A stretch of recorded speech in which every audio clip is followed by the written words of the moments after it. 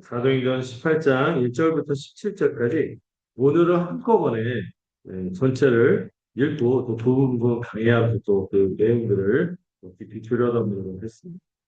사도행전 18장 1절부터 17절까지 제가 한 절 읽고 여러분들 한 절 읽는 식으로 교대하고 마지막 17절을 함께 읽도록 하겠습니다. 그 후에 바울이 아덴을 떠나 고린도에 이르러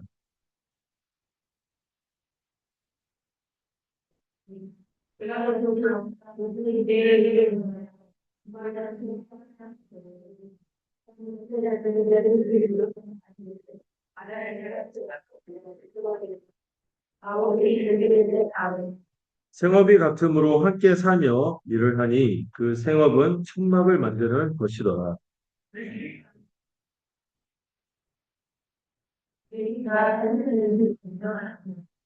실라와 디모데가 마게도니아로부터 내려오매 바울이 하나님의 말씀에 붙잡혀 유대인들에게 예수는 그리스도라 밝히 증언하니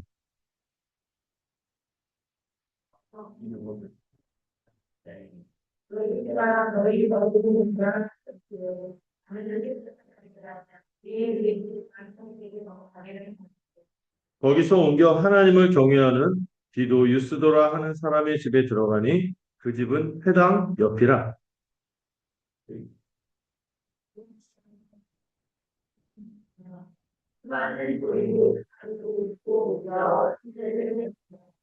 밤에 주께서 환상 가운데 바울에게 말씀하시되 두려워하지 말며 침묵하지 말고 말하라.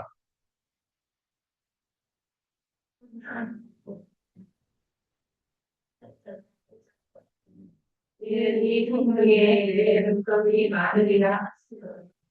1년 6개월을 머물며 그들 가운데서 하나님의 말씀을 가르치니라.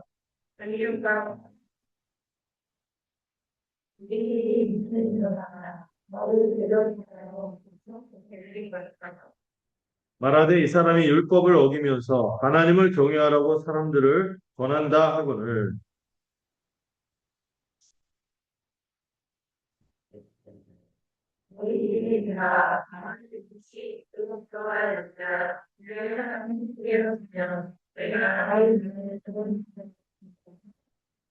만일 문제가 언어와 명칭과 너희 법에 관한 것이면 너희가 스스로 처리하라. 나는 이러한 일에 재판장 되기를 원하지 아니하노라 하고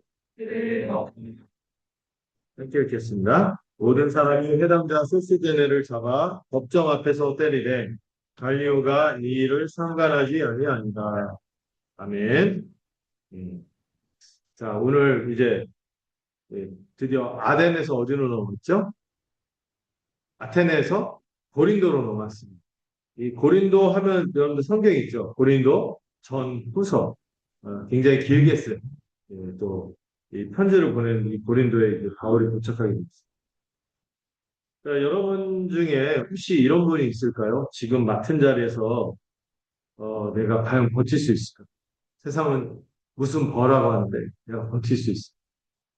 또 이 방법이 맞는지 흔들리면서도 뭔가 하고 있는데 이 방법이 맞나? 하면서 흔들려서 막 흔들렸는데도 다른 선택지가 없어서 떠났어요. 오늘 본문은 바로 그런 자리에 있었던 한 사람, 바울의 이야기입니다. 바울이 아테네를 떠나서 이 도착한 고린도는 당대 이 로마 제국의 허영심이 집결된 도시였어요. 동서로를 잇는 주요 항구의 유충지예요. 동서로라 하면 뭐죠? 동양에서 서로, 아시아에서 유럽을 잇는 되게 중요한 항구 요충지였고 여기 아프로 고린도라는 굉장히 그 산이 있었는데 그 산 정상에 뭐가 있었냐면은 아프로디테 신전이 있었어요. 아프로디테가 로마식으로 뭐죠? 그 속옷 브랜드. 사랑의 베너스. 이 미의 여신. 아프로디테 여신이 섬기는 신전이 있었어요. 거기 자리 잡고 있는데 여러분 그 아프로디테 그림들 보면 다 어떻게 하고 있어요? 옷을 안 입고 있어요. 그 미를 막 육체로 막 뽐내면서 이렇게 관능적인 신이다 보니까 이 신을 섬기는 방식도 굉장히 음란했겠죠. 뭐 신전 창기들이 굉장히 많았다고. 음. 그래서 그 도시 자체가 어떤 도시인지 감이 오죠. 그러니까 음란한 도시. 이런 느낌이 있어요. 야, 지금으로 치면 라스베가스? 그런 느낌이 있는. 음. 그러니까 한국 안에는 이 시장에서는 또 이 돈도 많이 몰려드는 이 주요 그 항구다 보니까 돈이 막 몰려드는 도시였어요. 각지에서 몰려온 상인들과 선원들이 넘쳐났고 이 저녁이 되면 이 신전의 불빛이 네온사인처럼 이 도시를 탁 내려다 보는 거죠. 그 신전에 가면은 그 한락같이 막 그런 것을 연상하는 그런 도시예요. 오죽하면은 그런 말 있어요. 고린도 사람처럼 행세하는, 고린도 사람처럼 행하는. 이게 무슨 말이냐면은 좀 그 난잡한 사람, 음행을 저지르는 사람을 이런 그 고린도 사람처럼 행동한다. 이렇게 표현할 만큼 그렇게 동의어로 쓸 만큼 고린도는 이 도덕적으로 아주 밑바닥에 있는 그런 도시라고 할 수 있습니다. 근데 이 도시 앞에 선 바울이요. 나중에 고린도의 편지를 쓴 이 고린도전서 2장 3절 이런 표현을 씁니다. 내가 너희 가운데 거할 때 약하고 두려워하고 심히 떨었노라. 그 두려움이 어디서 왔을까요? 음. 고린도전서에서 바울은 이 사역을 이렇게 돌아봐요. 고린도전서 2장 2절에 이 표현입니다. 내가 너희 중에서 예수 그리스도와 그가 십자가에 못 박히신 것 외에는 어떻게 하기로? 아무것도 알지 않기로 작정을.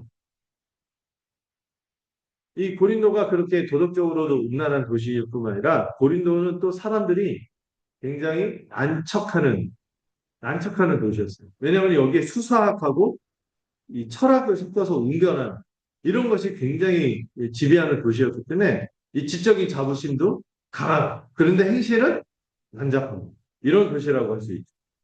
청중을 사로잡는 말빨, 언변, 그리고 세련되게 그 논리를 착착착 할 말이 없게 만드는 이 논술. 또, 얼마나 사람들이 자기를 꾸며대겠어요. 어필을 해야 되니까, 성적으로.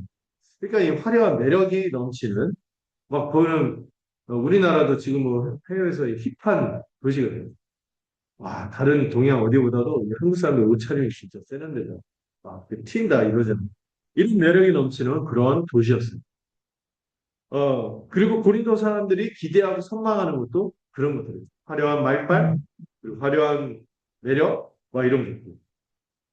근데 바울이요, 그 모든 것을 내려놓고 세상의 눈에는 좀 매력 없어 보이고 미련해 보이는 뭐만 들고 이 도시에 서겠다고 작정했어요. 오직 십자가만 들게. 이게 작정하다 보니까 그 결단에서 오는 무게가 이게 바울을 떨게 하는 거였어요. 내가 떨고 약하고 했다 하는데 십자가는 세상의 관점에서 봤을 때 너무나 아무것도 아닌 것 같아요. 무력하게 보여요. 아까 얘기했던 그 화려하고 말초적이고 이 번쩍번쩍하는 거 사이에서 십자가는 정말 약간 아무것도 아닌 무생, 무미, 무치 이런 느낌이 오는 거죠. 근데 제가 한때는 좀 오해하고 이 본문을 볼 때가 있었는데 바울이 왜 이렇게 약하고 떨고 두려워했을 때 앞에서 어디에서 사역을 했죠? 아테네. 그 철학의 도시 아테네에서 사역을 했는데 몇 명은 회심 안 해갖고 몇 명 회심 안 했기 때문에 그 초라한 결과 때문에 이 도시에 또 오니까 또 그럴까봐 불안하고 두려워했다 이렇게 봤는데 그렇게 보면 된다 안 된다? 안 되는 거예요. 그래서 실패했기 때문에 왜냐면 거기서는 그 이방 사람들을 그 설득하기 위해서 변증을 사용해요. 그 사람들이 좋아하는 문화와 철학을 이용해서 하나님의 말씀을 거기에 얹어서 이제 잘 이렇게 효과적으로 변정하기 위해서 했는데 그렇게 해서 망했다. 이렇게 보는 분들인데 그렇게 볼 수 없어요. 그래갖고 고린도에서는 뭐 하려고? 아, 내가 여기서는 그런 걸 사용하지 않고 십자가만 전하겠네. 맞아요. 그래야 되긴 했는데 앞에 있는 설교나 바울의 사역이 실패한 거예요? 그건 아니거든요. 그렇게 보면 두 가지 문제가 생기는데요. 누가가 왜 못하라 그런 실패한 설교를 그렇게 구구절절 길게 썼을까? 지난해 보면. 알지 못하는 신에게 하면서 막쭉 하고 너희가 종교심이 많다 하면서 그러나 너희는 이 시인의 말처럼 너희는 아버지의 소생이 하나님 아버지의 소생이다 하면서 천천히 이 복음을 전하거든요. 그래서 실패했어요. 회심자가 아예 없었네. 아주 유력한 사람 둘이 회심하는 결과도 있었죠. 누가는 이 아레오바고에서 했던 설교를 이방 세계 사람들에게 변증하는 최고의 모범, 전범이 되는 설교로 이렇게 정경으로서 길게 수록한 것입니다. 그리고 두 명의 회신까지 있었기 때문에 실패한 사역을 그렇게 17장 후반에서 그렇게 길게 쓰진 않았겠죠. 또 여러분 생각할 게 있어요. 소수가 회심했다고 그걸 실패라고 부르면은요, 구원은요, 하나님의 주권이 아니라 어디에 달려있는 거죠? 우리의 규모, 숫자에 달린 것처럼 오해할 수 있는 거죠. 이건 바울이 믿는 바가 아니에요. 바울의 신학이 아니죠. 그래서 그것 때문에 바울이 연약하고 두렵고 떨렸다 이렇게 보기는 어렵습니다. 음. 여러분 있잖아요. 일반적인 홍보에서도요. 찌라시라고 하죠. 전단지 3,000장을 뽑았어요. 3,000장 뽑았는데 그 3,000장 보고 한 명이라도 오면은 성공했다 이렇게 평가해요. 그러니까 이거는 규모에 달려있는 게 아닙니다. 음. 더 중요한 게 있죠. 바울이 그런 연약하고 떨리고 두려워했다. 이게 어디에 달려있는 그가 앞에서 잘못된 선택에 대한 후회와 수치심 때문에 떨었다는 게 아니에요. 오히려 그가 지금 너무나 옳고 정당한 결단을 내렸기 때문에 거기서 오는 무게감으로 그를 떨게 해요. 십자가 자체가 갖고 있는 무게감이죠. 빌립보 감옥이라든지 또 데살로니가에서 폭동을 겪어놓고 바울 잡아 죽이려고 80km를 쫓아오고 베레아에서도 막 그 아덴까지 쫓아올 수도 있는 이 추격이 이어집니다. 거기다가 박해가 계속해서 누적됐잖아요. 그럼에도 불구하고 뭐를 붙들겠다? 십자가를 붙들겠다는 결심에서 오는 떨림입니다. 이제 고린도에서도 오직 뭐만 붙들겠다?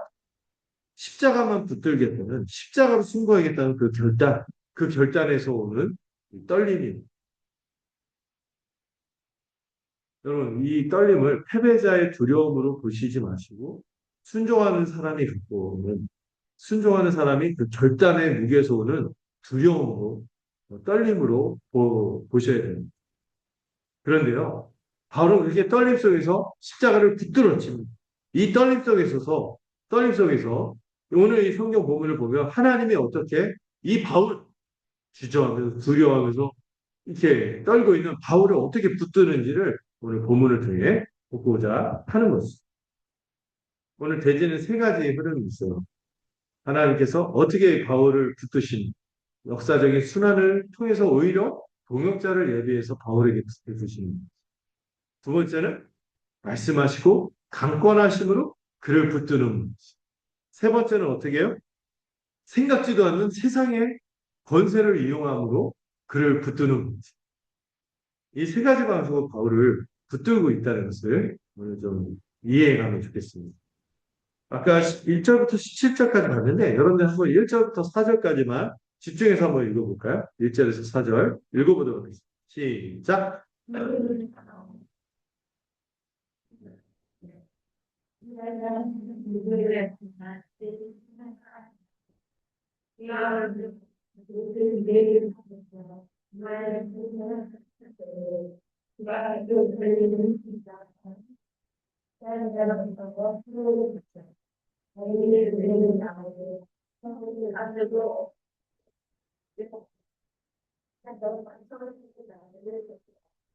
안식일마다 바울이 회당에서 방문하고 유대인과 헬라인을 권면하니라. 이 말씀을 보면은 이 바울이 고린도에서 가서 두렵고 떨린 가운데 그 도시에 섰는데 거기서 만난 게 누구죠? 아굴라와 브리스길라 부부인.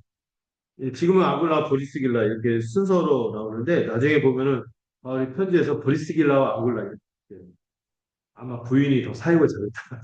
그래서 앞에 오는데 어쨌든 이 부부를 만났어요.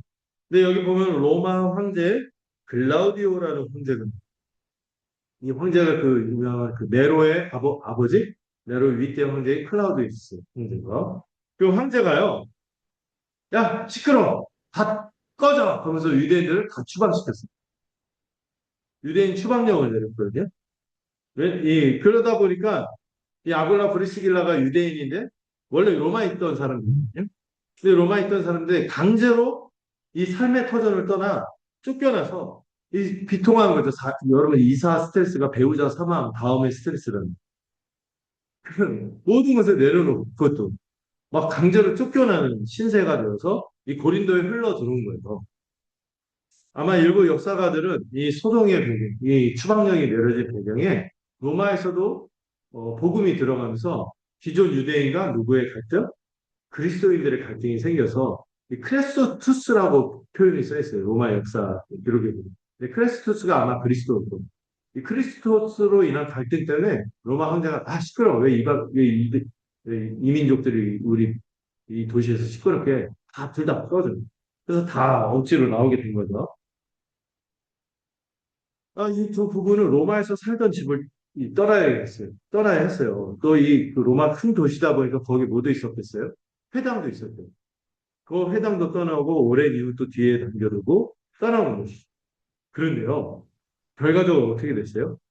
이 황제의 추방령이라는 역사적인 어려움, 순환이 하나님의 손 안에서 바울과 함께 바울은 필생의 동역자를 만나게 돼요.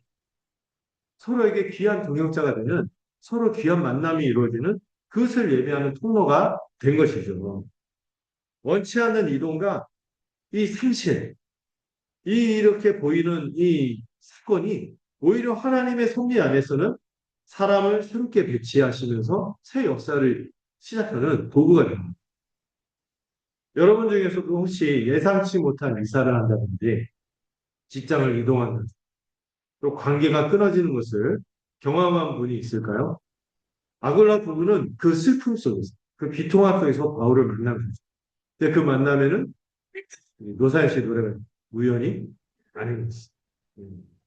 하나님의 손이 거기에 있었고 때로 우리 삶에 원치 않는 변화와 이 잃어버린 상실의 고통이 하나님이 예비하신 거룩한 만남의 통로가 될 수 있다는 사실을 기억하시고 믿으시기 바랍니다. 바울은 이들과 함께 천막을 만들면서 이제 생계를 유지하면서 사역을 하게 되는데요. 어? 그냥 좀 후원받고 좀 편하게 사역할 수도 있는데 소위 말하는 텐트 메이커, 자비량세. 자기 돈을 들이면서 이렇게 사역을 했어요. 왜 일부러 육체 노동을 했을까요? 그 배경을 이해해야 하는데요. 고린도 사회는 당시 헬라 사회처럼 이 페이트론 클라이언트라는 제도가 있었어요. 페이트론은 뭐냐면 후견인, 후원자. 클라이언트는 뭐죠? 우리식으로는 고객이에요. 클라이언트는 후원받는 자. 페이트론은 후원하는 자. 또 클라이언트는 후견받는 자. 그래서 이 후원 관계 제도가 있었습니다. 그래서 이 관계를 맺으면 누가 갑이고 을이 되죠? 우리는 클라이언트가 갑인데 당신은 페이트로 후원한 사람이 갑이 되는 갑을 구조가 됩니다. 소위 말하는 비즈니스 관계처럼 모든 인간관계가 무슨 관계?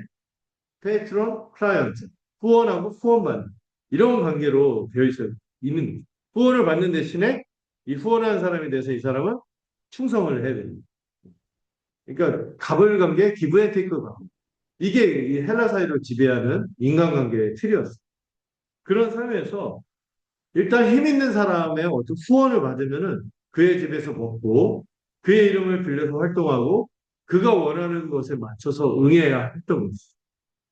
물론 바울이 빌립보에서 루디아를 통해서 그런 후원을 받긴 했어요. 그렇지만은 루디아는 괜찮았는데 바울이 볼 때 이 고린도는 자칫했다가는 이 복음을 가릴 수 있는 상황이 생기겠구나 해서 아마 이런 텐트 메이커 역할을 자처했다고 한번 그렇게 수월한 사람 밑에 있으면 그 입맛에 맞는 말만 하는 것이죠. 제가 좀 슬펐던 이야기가 보면은 어떤 교회, 어떤 대기업의 어떤 총수가 장로님이 교회가 있어요. 근데 그 장로님이 그 교회에서 거의 담임 목사였다 한다고. 담임 목사가 쫓아내고 그 장로님 원하는 대로 교회가 돌아가고. 그 성경적 원리가 아니라 그 기업만 그 교회를 막 한다는 거고. 슬픈 거죠.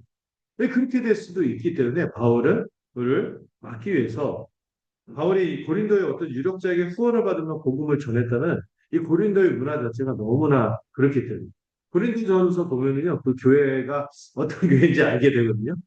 그러니까 그걸 막기 위해서 바울이 이 자비랑 사역을 했던 겁니다. 텐트입니다.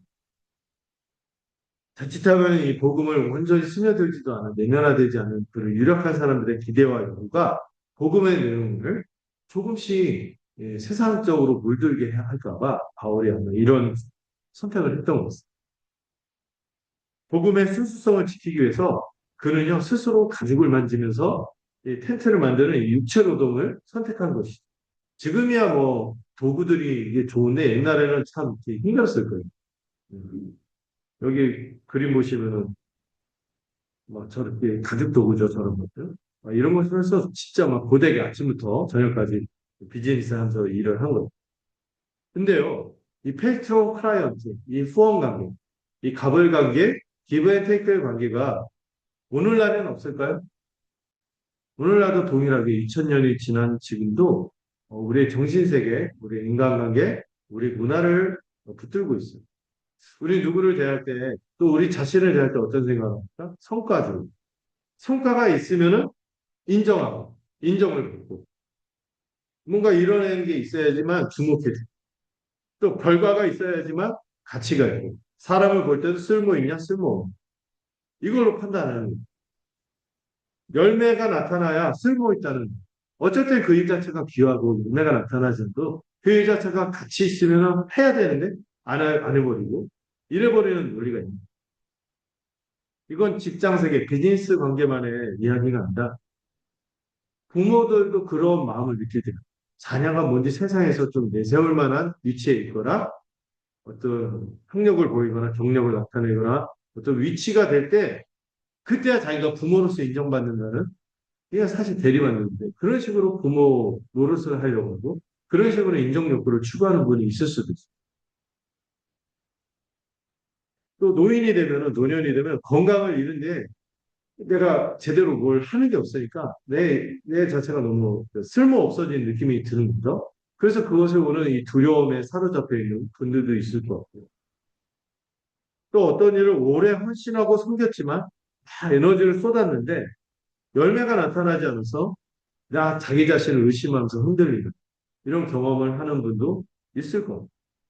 저도 그런 경험을 하긴 했어요. 7년을 어떤 학교에서 열심히 사역을 했거든요. 그 한신 자유주의 학교를 하면서 막 했는데 열매가 다른 학교들처럼 막 열 몇 명 모이다, 수백 명 모이다, 심지어 막 100명 모이다 이럴 때 저희는 막 2명, 3명 오고 갔는데 모이고 오지 마세요. 뭐 축제한대, 가요 축제 가게 하고 이런 일들이 있었거든요. 그렇게 하면서 내가 정말 의미 있는 일을 하는가 얘기할 때는 저도 막 힘들 때가 있어요. 근데 마음을 다시 고쳐잡고 다잡고 그 사역을 쭉 했어요. 그곳에서 열매를 맺지 않았지만 그 이어간 덕에 지금 한신에서도 계속 괜찮은 일꾼들이 나오고 있고 그리고 저도 그 충실히 딱 가서 그 경험 때문에 제가 단단해져서 그래서 또 많은 열매를 맺을 수 있었던 것 같아요. 그런데요, 우리는 이 과정 자체의 이 귀함을 보지 못하고 자꾸 결과만 생각하고 그걸로 막 평가하고 하는 거죠. 또 자신도 그렇게 하는 거예요. 오래 섬기는데 아무도 안 알아준다는 이 서운 이것 때문에 힘들어하는 여러분 이런 일반적인 세상의 논리, 이 고린도의 논리 이것이 우리 안에도 있을 수 있다는 거예요. 근데 여러분 바울은요 그런 사회 가운데서 흔들리지 않고 떨지 않고 있을 수 있었던 것은 그게 든든한 누가 있어요? 진정한 페이트론. 우리의 어떤 성과와 상관없이 신실함만 바라보면서 우리를 바라봐 주시는 이 후원자가 있는 거예요.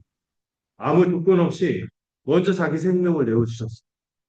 십자가에서 우리는 뭐 보증할 만한 게 없는데 그분이 우리를 보증해 주신 것이죠. 영원한 우리의 보증이 되어 주셨어요.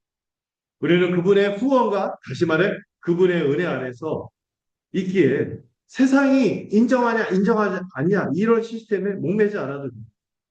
성과가 없다 할지라도 열매가 보이지 않는다 할지라도 내가 몸이 약해지고 무력해진다 할지라도 그분의 피값으로 내게 주어진 확정된 가치가 우리 안에 있는 것입니다. 바울이 가죽을 만지면서 자유로울 수 있었던 것은요. 의지력이 강해서가 아니었어요. 십자가가 우리를 보증하기 때문입니다. 값없는 은혜가 주어졌기 때문에 이미 더 크고 확실한 페이트로 후원자를 우리가 갖고 있다는 사실 이걸 믿기 바랍니다.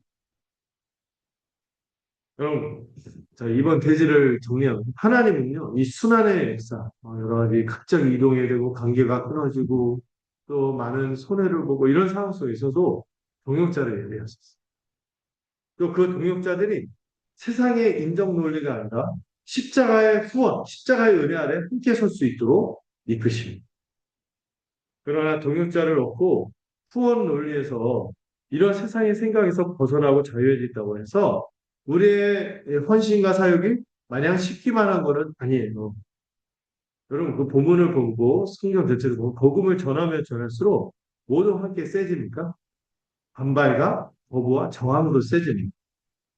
이 싸움을 바울이 어떻게 감당할 수 있을 거예요? 이미 앞에서도 굉장한 박해가 있었잖아요. 여기서 데살로니가에서 베레아에서 막 이런 박해가 있을 때 이 감당할 수 없는 상황 가운데 하나님은 이 두 번째로 내면 깊은 곳에서 작동하는 강력한 보증을 허락하십니다. 그게 뭐예요? 말씀으로 강건하시고 또 그와 함께 동행하실 것을 보증하시는 장면이 이 두 번째 본문에 있는 것이죠. 이 본문의 내용을 한번 안 읽을 수가 없습니다. 5절에서 11절 읽어주실까요? 시작. 내가 내주오니 바울이 하나님 말씀을 가져 너희들에게 믿는 믿으라 말씀이지만 아니 너희들이 너하여 기망하는 아름이를 하나님께 우리가 너희로 돌아갈 것이요 나는 깨끗하니라 이후에 하나님에게로 가니라 하고 그러므로 하나님을 위하여는 어떤 사람들이 그리고 하나님 없다. 또 그리고 우리 마음과 하고 이를 믿으며 수많은 보리고라는 잠깐만요. 여기까지만 읽을게요. 5절에서 8절. 일단 여기까지만 볼게요. 자, 마게도니아에서 누가 왔죠? 실라와 디모데. 바울의 이 사역 파트너. 이 둘이 합류하면서 바울의 사역이 이제 힘을 받고 새로운 국면으로 들어갔어요. 그들의 합류가 바울에게 굉장히 위로가 되고 힘이 되고, 정말 마음을 기쁘게 했던 것 같아요. 그리고 이걸 보시면은요, 바울이 어떻게 합니까? 말씀에, 음, 말씀에 어떻게? 붙잡혀. 여기 그 헬라어 단어까지 제가 썼는데요. 신에게 말씀에 사로잡혀. 말씀에 붙잡혀. 예수님이 그리스도이심을 아주 선명하게, 아주 힘있게, 담대하게 증언하기 시작합니다. 이 붙잡혀에 해당하는 이 단어가요, 시네게토라는 단어는 완전히 포위하여 사로잡다, 이런 뜻을 갖고 있어요. 그러니까 말씀에 완전히 그 심령이 싹 장악된 거예요.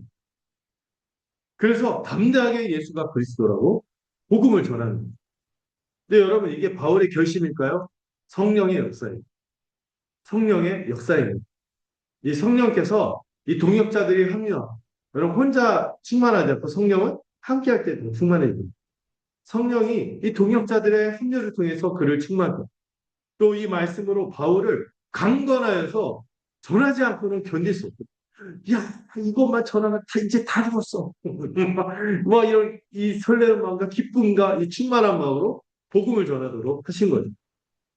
이 유대인들이 대적하고 비방하니까 그런데도 불구하고 바울이 어떻게 합니까? 유대인들이 어떻게 했어요? 대적하고 비방했어요. 근데 보통은 바울이 위축될 만도 할 텐데 바울이 어떻게 합니까? 딱 그 멋있는 퍼포먼스를 언약적인 퍼포먼스를 하는데 옷을 털어버립니다. 옛날에 예수님이 가르쳐준 거 있죠. 신발 터는 거랑 비슷한 옷을 털면서 나는 할 만큼 했다.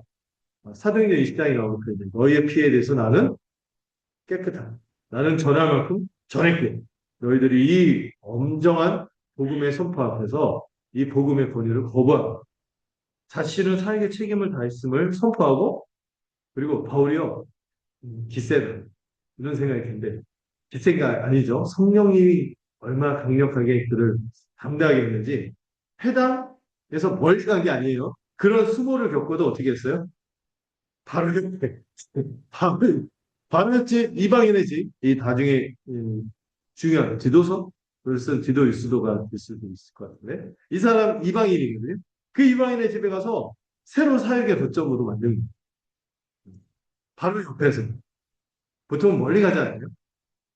바로 옆에서 그렇게 하고 근데 바울이 이렇게 유대인들이 선언한 행위는 단순한 결별이 아니라 심판의 책임이 이제 더 이상 자신에게 없고 그들 자신에게 있다는 것을 보여주는 언약적인 퍼포먼스 행위예요. 심판의 책임. 그래서 피에 대해서 깨끗하다 이런 표현이 있어요. 거절당하는 것을 바울은요. 우리는요 막 거절당하고 이렇게 하면 막 위축되고 쭈그러들고 그러는데 바울은 그러지 않았어요. 이 상황에 매몰되지 않고 오히려 그 옆집에 문이 열렸어. 그래 나 그 여기로 간다 하고 이 영적인 유연함, 담대함으로 대처하고 있어요. 그 결과 여러분 놀랍게도 어떤 일이 벌어진지 아세요? 8절 누가 핵심이에요? 그 회당 전체가 유대인들이 들끓고 바울에게 수모를 주고 있는데 정작 그 회당의 회당장이 어떻게 해요? 그리스도가 핵심을 해요. 야 놀라운 일이 일어난 거 아닙니까? 바울이요, 나중에 고린도전서에서 바울이 그 안에서 막 대파 싸움이 일어나거든요. 나는 아볼로파다, 바울파다, 베드로파다, 심지어 그리스도파다, 제일 나쁜 사람들. 이렇게 밀파로 나눠지는데, 막 나는 누구에게 세례 받았어. 이러면서 그러니까 바울이 뭐라는 내가 그리스도 외에는 내가 다른 사람 세례 준 사람, 내 계파라고 주장하지. 우리 모두 그리스도의 제자다. 이렇게 얘기할 때 인용한 사람이 바로 이 사람, 그리스도. 자신이 직접 세례를 주었다고 밝힌 사람. 이 사람의 핵심이 일어나고 또 연이어서 수많은 고린도 이방인들이요. 주를 믿는 역설적인 부흥이 일어난 것입니다. 놀랍지 않습니까? 이런 상황. 자, 그리고 우리가 안 읽었던 9절, 10절을 읽어보겠습니다.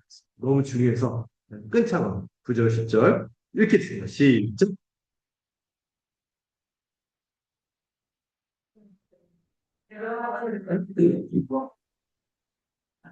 내가 주원들을 얘기해. 그런 대적하여 사람들을 따라가는 그리스도인들이 이는 후에 그런 일은 아니라.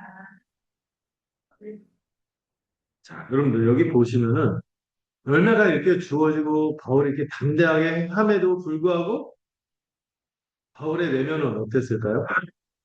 알고 보니까 겉바속촉이었어요. 겉으로는 쓴 척, 딱 언약적 퍼포먼스 하고 너희 패에 대해서 내가 깨끗하다 하고 바로 옆집에서 막 복음 전하고 거기 해당자까지 회심시켰지만 바울의 정작 마음은 쫄려 있는 거예요. 왜? 하나님이 그 마음을 하시거든요. 두려워하지 말고 침묵하고 그만할까 이런 생각이 들었던 거예요. 두려워하지 말고 침묵하지 말고 말을 이렇게 얘기하는 것이죠. 이 주님이 환상 중에 밤에 나타나서 크게 세 가지를 담아서 말씀하시는데요. 첫 번째는 뭐예요? 두려워하지 말고 침묵하지 말고 알아라. 두 번째, 내가 너와 함께. 그리고 마지막 말씀. 이 성중에 내 백성이 아는 이 세 가지 말씀을 해주십니다.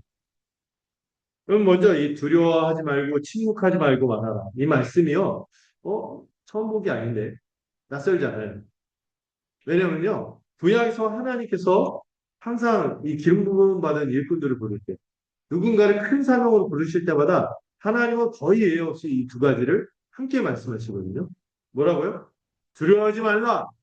그리고 내가 너와 함께하는 이 말씀을 항상 했거든요. 근데 바울에게 그 말씀을 하신 거예요. 모세가 불타는 떨기 나무 앞에 있어요.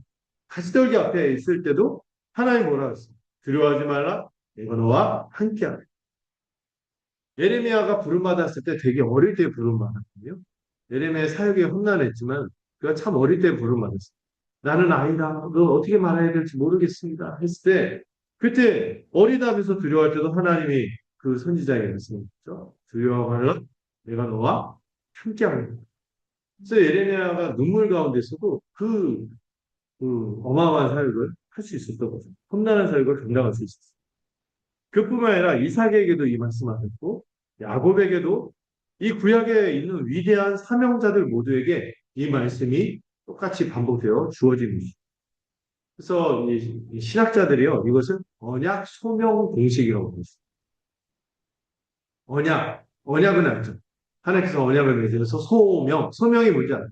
부르심.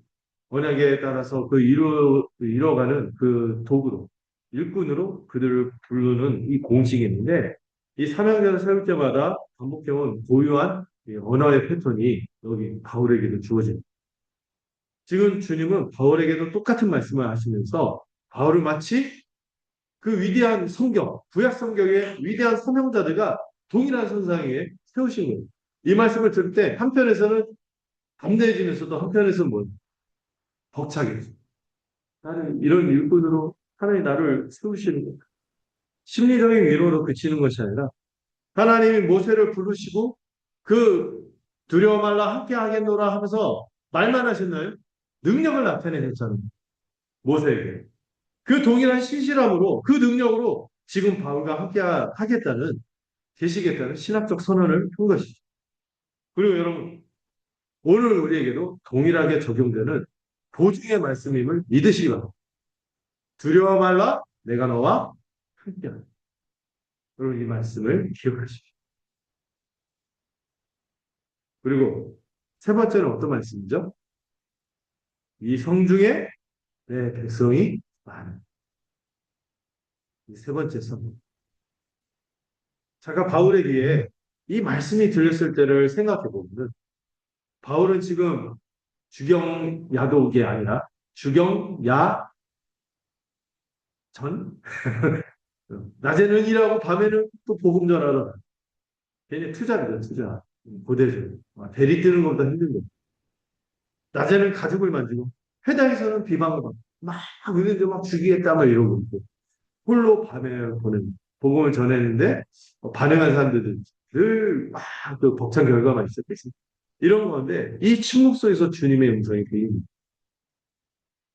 이 성중에 내 백성이 많아니라. 그럼 이 성이 어떤 성이죠? 고린도. 고린도가 어떤 곳인지 말씀드립니다. 또 환락의 도시, 교만한 도시, 허영과 탐욕의 도시.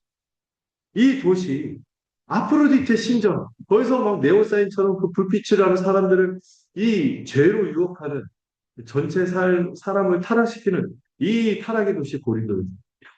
도덕적으로 파산한 도시 이 고린도입니다. 심지어는 거기 있는 유대인들이라도 도와줘야 되는데 안 도와주고 오히려 적대하는 상황에서 고립무원처럼 바울이 복음을 비방하고 바울을 핍박하는 사람들이 가득한 이 고린도에서 하나님 뭐라고 말씀하신 거예요? 걱정하지 마라. 이 성 중에 내 백성이 많다. 이게 사실 불가능한 말처럼 들리는 거예요. 바울도 처음에는요, 이 말이 안 믿겼어요. 지금 눈앞에 보이는 것은 비방과 적대와 사람들은 막 엉망으로 살아가는 모습들이 막 보이는데, 그런 가운데 주님이 말씀하시는 거예요. 심지어 주님은요, 아직 구원받지 않은 고린도 사람, 그 이방인들을 뭐라 불러요? 내 백성. 주님의 백성이라고 부르고 계시는 거예요. 그들은 아직 그 백성이라는 호칭이 뭔지도 몰라요. 아직 모르는 호칭과 이름으로 그들을 부릅니다. 여기서 이 백성, 내 백성이라고 할 때 백성이 쓰인 단어가 여기 쓰인 대로 라오스라는 베트남 옆에 라오스 아니에요? 네, 라오스라는 이 단어가 있는데 이게 그 구약에 있는 표현을 갖고 온 거예요. 구약에서 이스라엘 백성을 호칭한 곧 하나님의 언약 백성을 부를 때 쓰던 표현. 이 언약 백성을 가리키던 특별한 용어 누구에게만 써야 돼요?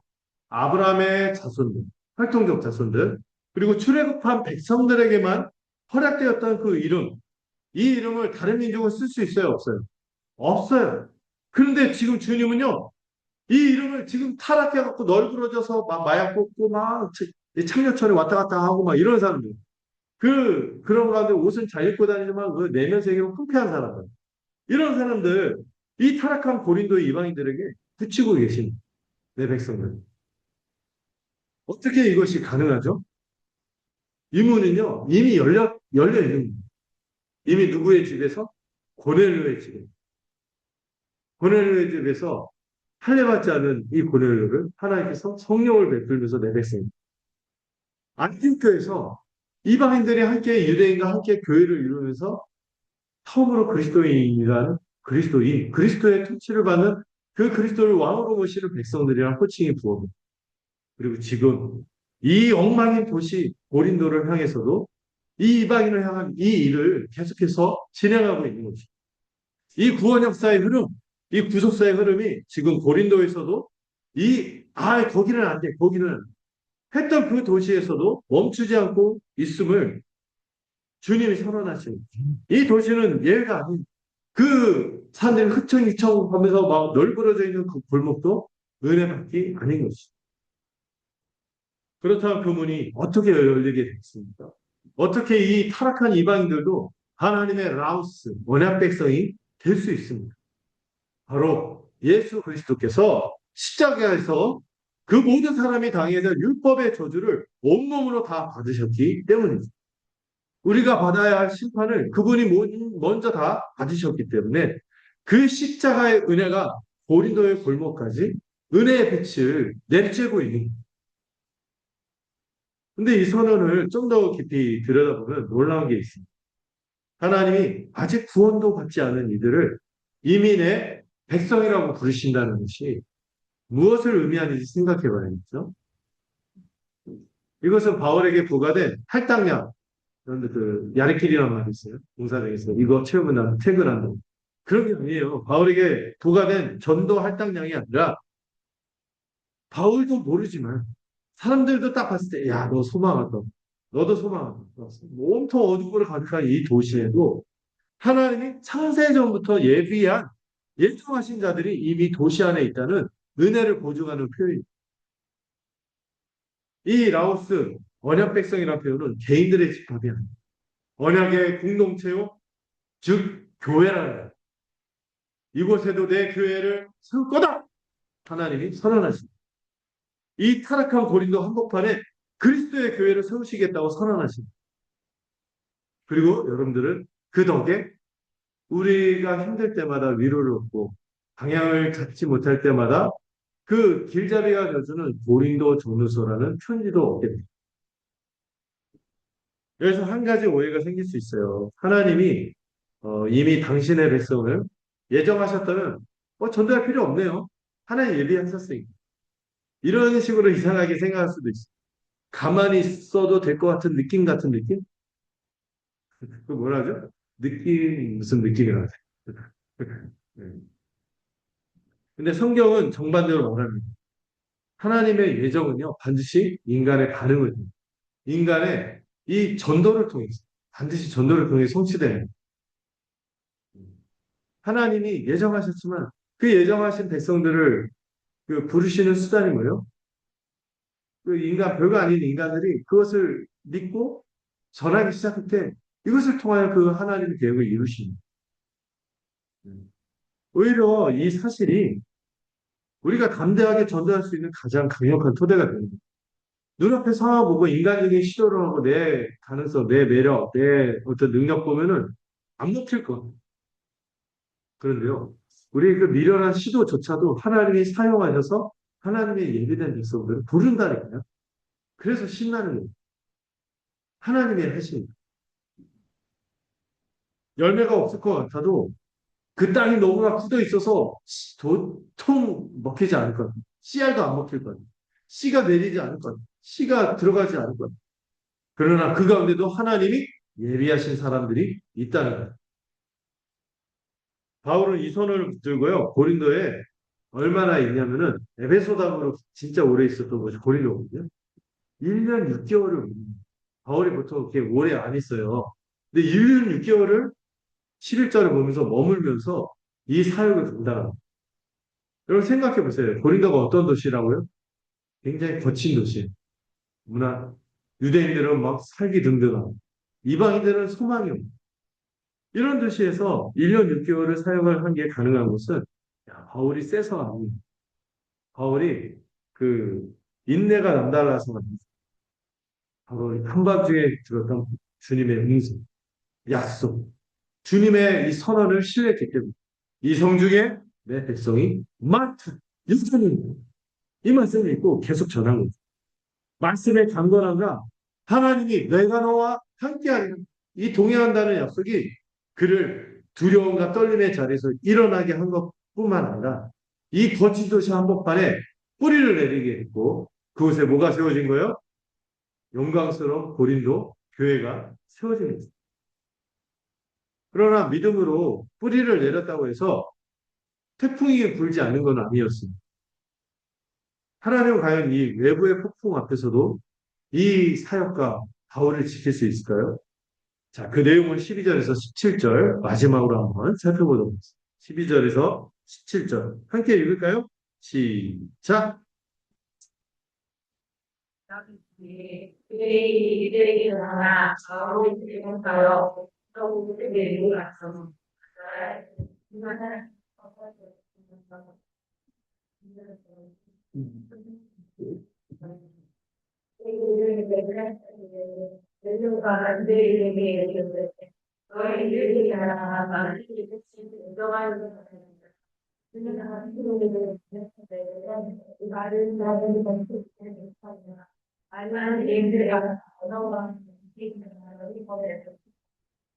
너희가 스스로 울지 않아. 나는 얘기하는 너에게 찾아가는 그들을 괜찮으리라. 우리나라는 이름 속세계를 바라.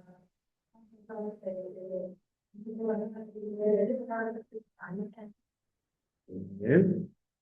자, 바울이 이제 뿌리를 1년 6개월 동안 내리면서 사역하던 그 시간 동안 유대인들이 계속 바울을 괴롭히다가 안 되다가 이제 뭘 사용하는데요?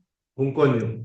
이방의 공권력을 사용해서 바울을 이제 공격하려고 최후의 일격을 가해오는데 그때 마침 이 신임 총독 갈리오라는 사람이 부임이 됐어요. 이 갈리오는 그 유명한 철학자, 로마의 철학자 세네카의 형이래요. 세네카라는 이름 들어보시는데 되게 유명한 철학자인데 되게 그분의 명언도 많아요. 이 세네카의 형이 이 갈리오인데 이 갈리오가 부임해 왔어요.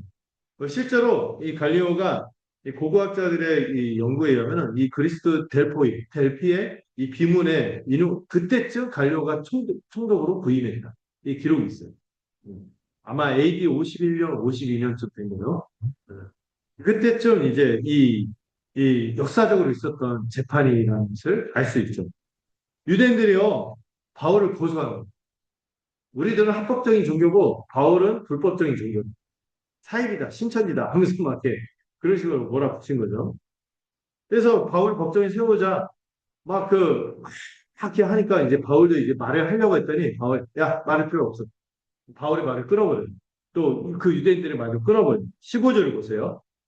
이것이 언어와 명칭과 너희 법에 관한 문제이면은 너희가 스스로 처리해. 이 갈리오는요, 이것이 로마 법상의 문제가 아니라, 범죄가 아니라, 유대교 내부의 종교 논쟁임을 간파하고, 재판이나 심리를 거치지 않고, 야, 기가, 네. 요즘 애들 많이, 알바로. 그리고 약간 그 말투도 보면은 귀차니지. 야, 니네들 일이야. 니네들 알았어. 하고 딱 내보내 버리는 거. 근데 여러분, 이 갈리오가 이렇게 대처한 게요, 판례가 되고 사례가 돼서 오히려 나중에 바울의 사역과 이 교회가 세워질 때 유대인들을 공격에 대해서 모험하게 되는 계기가 됩니다.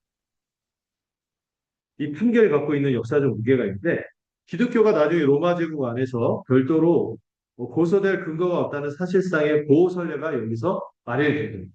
물론 이제 네로가 등장하고 이후에 10대 박해가 있지만 적어도 합법적으로 교회를 건들지 못하도록 이렇게 선례가 돼요. 여기에서 마련이 된 거죠. 이후로도 바울이 각 도시에서 고소를 당하거나 로마 제국 곳곳에서 교회가 박해를 받을 때 이 갈리오라는 총독의 판결이 법적인 방패막이에요. 복음이 지중해 세계로 퍼져나가는 그 시간 동안 그 긴 시간 동안 하나님은 이방 총독의 알바노 귀차니즘 이걸 사용하셔서 이 무관심한 판결 하나를 그분의 역사를 이루어가는 결정적인 도구로 사용하십니다. 사실 여러분 바울이요 갈리오가 바울을 뭐 편들거나 호의가 있거나 그런 건가요? 이거거든요. 기독교에 관심도 없어요. 그 판결한 도계는 신앙이 아니라 로마 행정의 효율성과 편의성을 위해서 그 문제를 갖고 오죠. 너희들 학생. 이렇게 된 거죠. 그 무관심이 교회를 오히려 보호한 결과를 가져. 이것이 무엇을 뜻하는가 생각해 볼 때. 여러분, 하나님의 보호하심과 우리를 돌보시는 손길이요. 우리 편에 서 있는 사람의 수, 유력함에 달려있지 않다는 거예요. 하나님의, 하나님이 우리의 주권자, 온 세상의 주권자이기 때문에 그분은 때로는요, 누구의 손도 적대하는 자들의 손을 통해서, 무관심한 사람의 무심코한 결정을 통해서도 심지어 우리와 상관없고 우리를 외면하는 그 제도를 사용해서도 하나님의 뜻을 위한 도구로 삼으신다. 서론에서 우리가 두렵고 연약한 가운데 떨고 있는 바울을 보았죠. 근데 그 두려움의 일부는 아마도 이것이었을 거예요. 나는 이 도시에서 혼자다. 아무도 내 편이 없을 때. 지금 혹시 그런 느낌이 있는 분이 있을까요? 내가 어디에서 일하고 있는데 상사나 동료나 때로는 가장 가까운 사람도 내 편이 아닌 것처럼 느껴지는 고립무원이라는 표현을 써도 그런 것처럼 느끼는 세상이 나를 향해 무관심하고 적대적인 것처럼 느껴지는 오늘 이 본문에 나타난 갈리오의 판결이 그런 분들에게 말하는 거죠. 하나님은 당신 편에 서는 사람이 없어도 여전히 당신을 보호하신다. 여러분을 사랑하지 않는 사람의 손을 통해서도 여러분을 지키는 거지. 왜? 그 하나님이 우리의 주권자이시기 때문입니다. 갈리오가 자리를 떠나자요. 웃긴 장면이 좀 있는데 이 흥분한 군중, 유대인인지 이방인인지 모르겠어요. 이런 소요가 막 일어나니까 소동이 일어나고 사람들이 이 분노를 사귀지 못해서 누구를 때려요? 유대인 회당장 소스를 냅다 끌고 가요. 야, 너 때문에 이게 됐어. 분풀이를 하면서 막 법정 앞에서 막 때리는데 유대인들의 고소가 공개적으로 기각된 직후에 터진 혼란이에요. 요즘 어떤 시위 세력들이 생각이 나는데 자기들끼리 막 내부라고 막 그러잖아요. 그러다가 누가 얻어맞고 있어요? 아마 이 일을 사주한 사람이 소수된의 가능성이 있는데 소수를 두들겨 패는 거예요. 예. 이, 이 혼란이 일어나는데 갈리오가 이것도 어떻게 해요? 알바로 상관하지 않습니다. 하나님의 보호는 이 혼란 속에서도 흔들리지 않습니다. 근데 약간 드라마틱한 이 행간의 의미가 있는데 여러분 여기서 얻어맞은 해당자 소수대네가 어떻게 되는지 아세요? 고린도전서에 나와요. 형제는 그조차도 나중에 복음에 굴복했다는 것을 고린도전서를 통해서 확인할 수 있어요. 바울과 함께 고린도전서를 쓴 공동저자의 이름으로 소스데네가 나와요. 놀랍지 않습니까? 이성 중에 내 백성이 많으리라. 저 소망하는 이방인뿐만 아니라 이게 강력한 유대인들 안에서도 이 놀라운 회심의 역사가 일어나는 것입니다. 그렇다면 하나님은 이 바울을 핍박한 이 법정의 소란 속에서조차도 미래의 동역자를 예배하신 것입니다. 소스데네가 아마 그때 두들겨 맞고 배반감을 느꼈을 거예요. 네. 아, 짜친다. 내가 이렇게까지 했는데 여러분 오늘도 갈리오가 있는 것은 우리를 사랑해서가 아니라 우리에게 호의적이어서가 아니라 우리와 무관한 어떤 자기의 이유로 자신의 이유로 어떤 결정을 내리는 사람들 근데 하나님이요 바로 그 자리에서 일할 수 있다는 거예요. 제가 아는 어떤 그 목사님은요 오랫동안 이 사역하 그 기도처 정도 이 예배드릴 공간을 못 찾아갖고 떠돌다가 전혀 어떤 건물주가요 기독교에 관심도 없어요. 하나도 없어요. 불신자예요. 근데 임대료를 대폭 낮추는 결정을 내렸어요. 근데 그래서 덕분에 공간을 얻은 겁니다. 이분이 호의를 베풀려고 한 거 아니에요. 무슨 다른 이유 때문에 임대료를 막 낮춘 거예요. 그것 때문에 예배 처소가 생긴 거예요. 건물주 자신도 왜 그랬는지 설명하지 못해요. 그냥 내렸어. 근데 딱 들어온 거죠. 그 공간에서 지금도 복음이 전해지고 기왕교회가 세워지고 있는 것이죠. 혹시 이런 경험이 있습니까? 설명할 수 없는 방식으로 길이 열리는 그 순간. 하나님은 역사의 전면에서만 일하는 것이 아니라 법정의 판결문 속에서도 행정관의 서류 결제 속에서도 무관심한 상사의 한마디 속에서도 일할 수 있습니다. 이 비슷한 일들 저 청년 때도 많이 경험했거든요. 수련회 가고 싶은데 이 직장 상사가 아주 뭐 꼬장꼬장하게 못 가. 휴가를 안 내줄 거야. 근데 갑자기 직장 상사, 야, 내가 휴가를 이날 쓰는데 안 되겠어. 이날 써야겠어. 너 그날 가. 이 사람이 슬퍼하는 척하면 제가 그날 가겠습니다. 뭐, 그, 그 수련회 갈 수 있는 날짜를 맞추는 이런 일들이 많이 있는 거죠. 우리는 그것을 우연이라고 부르지 않고 섭리라고 얘기해요. 갈리오는 기독교에 무관심했습니다. 글라디오스 황제는 복음을 알지 못했죠. 그러나 그 두 사람의 손이 하나님의 손 안에서 동일한 방향을 향했습니다. 바울이 고린도에서 1년 6개월을 버틸 수 있었던 것은 이 하나님의 숨어있는 통치, 그 통치의 보호 위에서요. 클라우디우스 황제를 통해서 든든한 동역자를 얻게 됩니다. 갈리오 총독을 통해서 이 유대인들의 대적이라는 위협적인 환경에서 보호받을 수 있었던 것이죠. 하나님은 세상 권세 위에 계신 분이죠. 그런 말씀을 맺을게요. 제가 여러분에게 물었습니다. 서론에서 내가 과연 버틸 수 있을까? 오늘 본문이 대답하는 것이죠. 버티는 것은 우리의 힘이 아니라 버텨내시는 분이 우리와 함께 하시기 때문입니다. 오늘 우리는 떨고 있는 바울을 보았죠. 그리고 하나님이 그 떨림 속에서도 어떻게 이 사람을 붙드셨는지를 함께 보았습니다. 섭리적인 만남을 통해서, 말씀의 강건하심을 통하여, 동행하시는 약속을 통하여, 그리고 우리 눈에 보이지 않는 온 만물 이면에서, 이 세상에 흐르는 이면에서 통치하시고 보호하시고 인도하시고 모두 하나의 뿌리에서 흘러나오는 것이죠. 어디에서? 모든 것의 근거는 십자가. 십자가에서 우리의 영원한 보증이 되시며 우리를 후원하시고 든든한 페이트론이시며 은혜를 베푸시는 예수 그리스도. 그분을 통하여 주어지는 것입니다. 지금 이 자리에서 잠깐 그분을 바라보시고 그리고 그분을 경배하십시오. 나를 위해 두려움과 죽음의 십자가를 통과하시고 부활의 권세로 지금도 우리 곁에 계신 그 예수 그리스도, 내 곁에 계신 그 그리스도, 그 그리스도의 영이신 성령께서 지금 이 순간도 우리 안에서 이 진리를 확증하고 계십니다. 사랑하는 여러분, 지금 여러분이 서 있는 고린도가 어떤 자리인지 모르겠어요. 직장에서 성과 압박을 받을 수도 있고요. 자녀 때문에 낙담되는 순간이 있고, 또 몸이 약해져서 아무것도 할 수 없는 무력감을 느끼고, 또 아무도 내 편이 없다는 느낌이 들 때, 지금 그 고통이 물론 현실임을 알죠. 그러나 그 고통의 자리에서 오늘 이 본문이 주는 복음의 세 가지 선언을 받아들이시기 바랍니다. 첫 번째로, 우리는 이미 다른 후원자를 가진 사람들입니다. 우리의 가치는 성과가 아니라 십자가에서 이미 이루어졌습니다. 십자가에서 우리의 가치가 확정된 것입니다. 성령께서 지금도 이 사실을 우리 안에서 증거하시는 거죠. 두 번째로 우리는 이미 이 고린도와 같은 우리의 삶의 현장, 이 도시 안에 심겨져 있는 언약 공동체, 즉 뭐라고요? 교회입니다.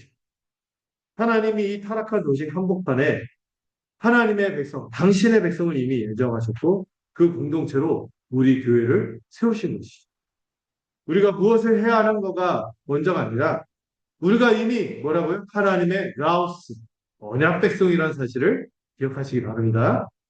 세 번째로 우리는 모든 상황 위에 계신 하나님의 통치에 그 통치의 손길 안에 있다는 것을 굳건히 믿으십시오. 우리를 사랑하지 않고 후의적이지 않은 사람들의 결정도 우리에게 때로는 무관심하고 적대적인 제도도 그분의 손 안에서 뭐가 될 수 있다고요? 도구가 될 수 있다. 기억하십시오. 문제가 해결되지 않아도 아무도 내 편이 없는 것 같아도 그분이 함께 하시면 그걸로 충분한 거죠. 아니, 그것이 전부입니다. 한때 어떤 정부가 교회하고 교회하고 목회자들한테 세금을 물린다 했을 때 교회들 난리가 났어요. 근데 저는 반대로 생각했죠. 야, 오히려 어려운 교회와 목회자들이 복을 받겠는데 어떨 때 기준이 있죠. 세금 내는 기준은. 그 세금 내는 기준에 있는 어려운 목회자들은 오히려 도움을 받았습니다. 때로 그런 식으로 하나님께서 어렵고 정말 소신 있게 목회하는 사람들을 도울 수도 있는 약간 구차한 예를 들었다는 생각이 잠깐 들었습니다. 그런 거 이면에 하나님께서 뭘 통해서든 합력하여 뭐를 이루시는 분이세요? 선을 이루시는 분임을 믿으십시오. 여러분, 이 세 가지 선언이 모두 하나의 뿌리로 수렴되는 거죠. 어디로요? 그리스도의 십자가. 이 세 가지 선언은 우리가 해야 할 일의 목록이 아니라 우리가 이미 누구인가에 대한 복음의 확인입니다. 우리는 십자가에서 의인이 되죠. 그리고 하나님의 언약 백성이 된 사람이며 하나님의 이 복된 통치 가운데 살아가는 하나님의 백성이 되죠. 사랑받는 자녀입니다. 이 존재에 대한 확신을 위해서 우리의 삶이 변화되기 시작할 거라고 믿어요. 이 복음의 이해, 확립된 정체성, 이 존재를 위해서 여러분의 고린도를 사랑하십시오. 바울을 그 도시에서 붙이셨던 그 약속이 오늘 우리의 것이기도 한 것이죠. 여러분, 그분이 뭐라고 말씀하세요? 두려워 말라. 말하라. 내가 너와 함께하게. 이 백성 중에 이 성중의 내 백성이 많다. 이 말씀을 기억하세요. 그분이 우리보다 먼저 이 도시에 우리 하나님의 백성을 심어두신 거죠. 그분이 세상 권세조차 손안에 두고 계신 것입니다. 이 약속의 말씀이 오늘도 동일하게 우리에게 들려지기로 합니다. 다시 한번 보시고 볼까요? 두려워하지 말라, 침묵하지 말라, 내가 너와 함께 있다. 이 성중에 내 백성이 많으리라. 아멘. 기도하겠습니다. 하나님 아버지, 성과와 인정과 온갖 이런 세상의 거세 압박 속에서 두려워 떨고 있는 우리를 십자가의 완전한 은혜로 덮어주시니 감사드립니다. 이제는 세상의 헛된 후원자를 의지하거나 나의 쓸모를 증명하는 것에 매이지 않고 그리스도 안에서 우리가 이미 영광스러운 주의 백성임을 기억하도록 우리를 인도하여 주시옵소서. 우리의 심령을 주관하여 주시옵소서. 모든 상황을 다스리시는 주님의 섭리를 신뢰하며 내가 너와 함께 있다는 그 약속 하나만을 가슴에 품고 오늘도 우리의 고린도의 삶의 현장을 향해 담대히 걸어나가도록 우리를 인도하여 주시옵소서. 우리의 영원한 보증이 되시는 예수 그리스도의 이름으로 기도드렸습니다. 네. 우리 함께 찬송가 342장 찬양하도록 하겠습니다.